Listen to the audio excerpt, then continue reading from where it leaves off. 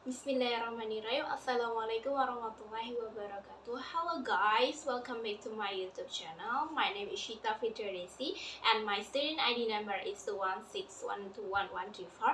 And here I would like to giving you a presentation about learning language assessment for completed my midterm semester. And my lecturer asking for us to make a video that's we need to bring 5 courses and give a presentation in this video. So the first courses I would like to bring here is about evaluation. So the first courses is talking about concept, function, objectives, objectives, and procedure of evaluation. So the concept of evaluation in here is an activity of measuring and assessing. It means evaluasi itu termasuk salah satu aktivitas untuk pengukuran dan penilaian, yang mana measuring is more quantitative while assessing is more qualitative. So it means measuring alias pengukuran itu lebih ke kuantitatif, dan sementara assessing yaitu penilaian itu lebih ke kualitatif. And the determination can be done either by how to give test to students. Dan penentuan ini, penentuan antara measuring and assessing itu bisa ditentukan salah satunya dengan cara memberikan tes kepada murid-murid atau peserta didik. Dan salah satu fungsi utama dari evaluation ialah first, to measure progress and development students after carrying out learning activities teach for a certain period of time. Second, to measure up to where the success of the system teaching is. Third, as material for consideration in order to improve the teaching and learning process.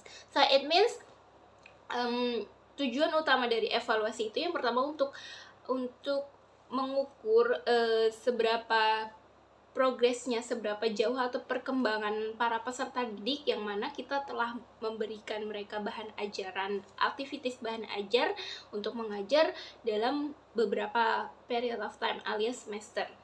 Jadi setelah semester ini bisa dilakukan yang namanya evaluasi. Terus yang kedua ialah to measure up to where the success. Jadi untuk mengukur sampai manakah keberhasilan sistem pengajaran yang telah kita gunakan terhadap peserta didik. Yang ketiga ialah sebagai material untuk mempertimbangkan untuk apakah pengajaran kita perlu diperbaiki lagi lebih lanjut atau tetap menggunakan hal tersebut, tetap menggunakan sistem metode tersebut gitu. Kemudian prosedur pokok yang dapat ditempuh dalam kegiatan evaluasi yang pertama itu ialah untuk membuat perencanaan, yaitu menyusun kisi-kisi dan uji coba. Kedua, mengumpulkan data. Ketiga, mengolah data. Dan keempat, menafsirkan data. Dan yang terakhir yang paling utama ialah menyusun laporan dari apa yang telah kita buat sebelumnya. So, kita langsung move ke second courses ya teman-teman. Di second courses ini I will bring the concept of authentic assessment, yang mana artinya authentic assessment itu bisa mengembangkan keterampilan yang para peserta didik miliki. Dan berikut ada beberapa principle of authentic assessment. Yang pertama ialah proses penilaian harus menjadi satu dengan proses pembelajaran alias flexibility. So yang kedua itu harus berdasarkan dunia nyata, reliability, dan fairness, after that validity. Jadi harus sesuai validitas yang ada gitu. Kemudian hambatan dari authentic assessment tersendiri itu ialah guru harus menilai semua yang ada di peserta didik. Jadi mulai dari motoriknya, dari psikologinya, jadi semua itu harus dinilai oleh guru tersebut. Kemudian salah satu contoh authentic assessment yang kita bisa lihat di dalam pemerintahan Indonesia ialah kurikulum Merdeka Belajar, yang mana para murid dibebaskan untuk memilih keahlian mereka untuk menyukai minat dan bakat mereka dan lebih berfokus padanya.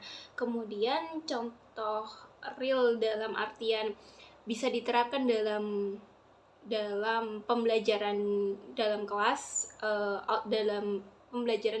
yaitu authentic assessment itu misal kita bisa ambil contoh dengan speaking with foreign people yang mana lebih ditekankan ke dalam praktikumnya. Misalkan jika di dalam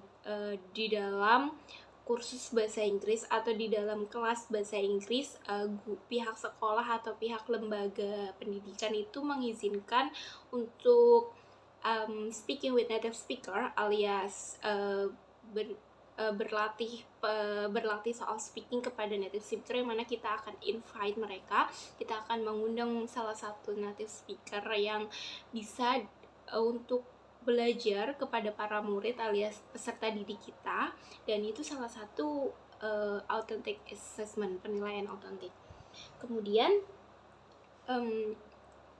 dalam authentic assessment tersendiri yang mana secara garis besar itu memiliki proses pembuatan hasilnya itu kita nilai di dalam kelas tersebut sendiri, dan kita bisa ambil lihat contoh sebagai speaking with foreign people or speaking with native speaker, yang mana di mana student tersebut bisa berlatih berbicaranya, kita bisa menilai pronunciation-nya, kita bisa menilai gestur tubuh mereka saat mereka berlatih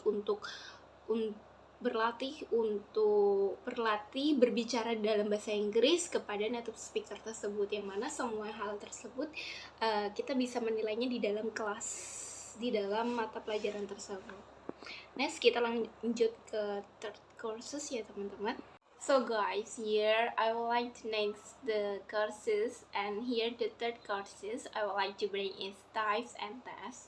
And a test is a way to assess a person's ability indirectly, namely through a person's response to stimulus or a question. Jadi itu types and tests itu salah satu upaya atau cara untuk menilai kemampuan seseorang secara tidak langsung. Bisa dinamakan melalui respon dari seseorang tersebut melalui pertanyaan atau sebuah stimulus.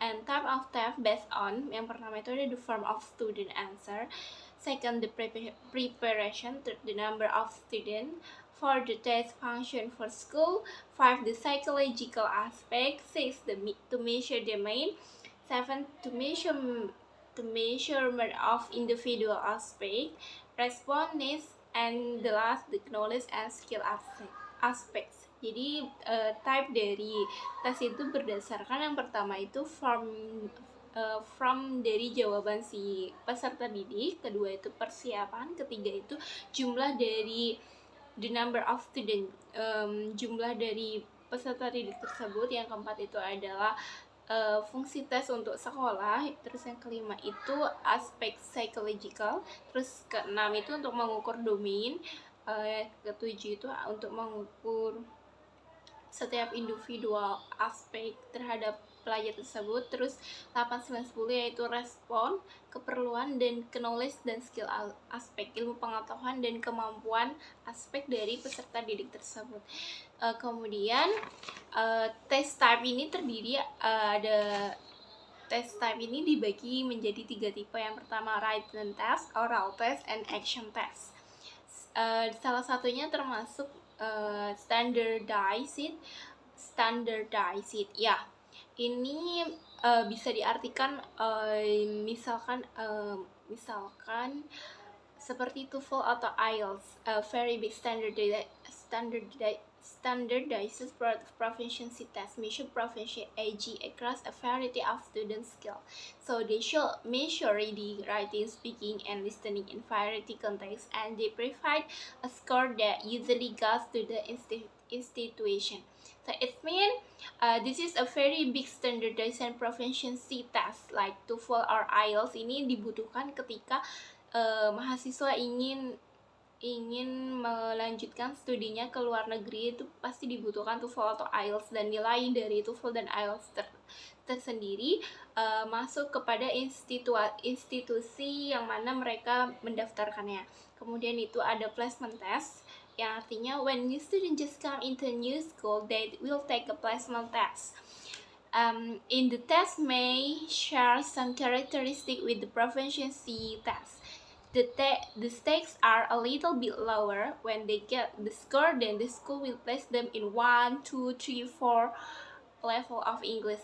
It means placement test itu ya digunakan yang mana jika peserta didik baru saja masuk ke sekolah atau lembaga institusi, yang mana setelah masuk sekolah tersebut akan diadakannya placement test, yang mana pihak sekolah bisa membagi peserta didik tersebut menjadi ke level berdasarkan hasil dari placement test, seperti itu.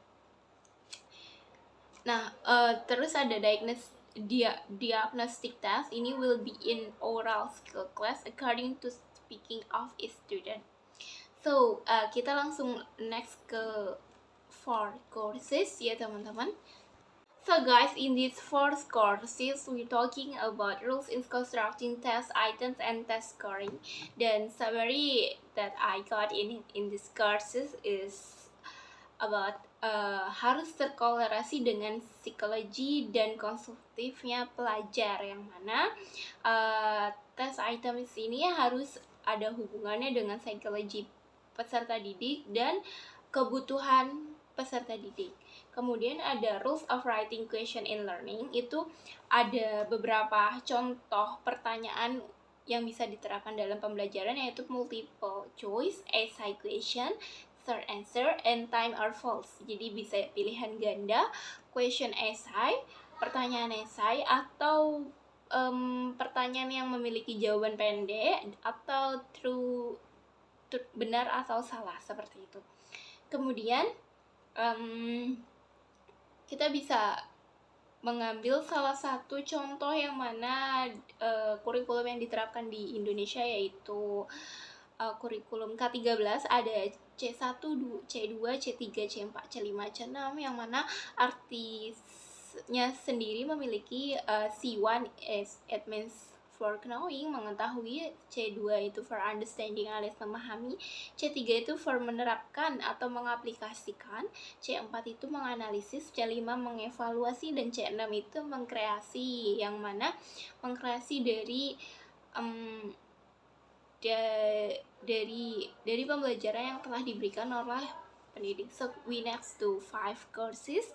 5 courses ini kita talking procedure in construction test, yang mana berdasarkan taksonomi Bloom itu procedure in construction test talking about cognitive, terus affective, skala, dan questionnaire, psychomotor, sama blueprint. Kemudian blueprint sendiri ini memiliki makna, and a test blueprint sendiri ini memiliki arti yang mana describes the key element of test, including the content to be covered, the amount of emphasis allocated to each content area, and other important features. So ini menggambarkan tes blueprint sendiri ini menggambarkan kunci elemen dari tes tersebut, terus memasukkan konten-konten yang telah disiapkan, kemudian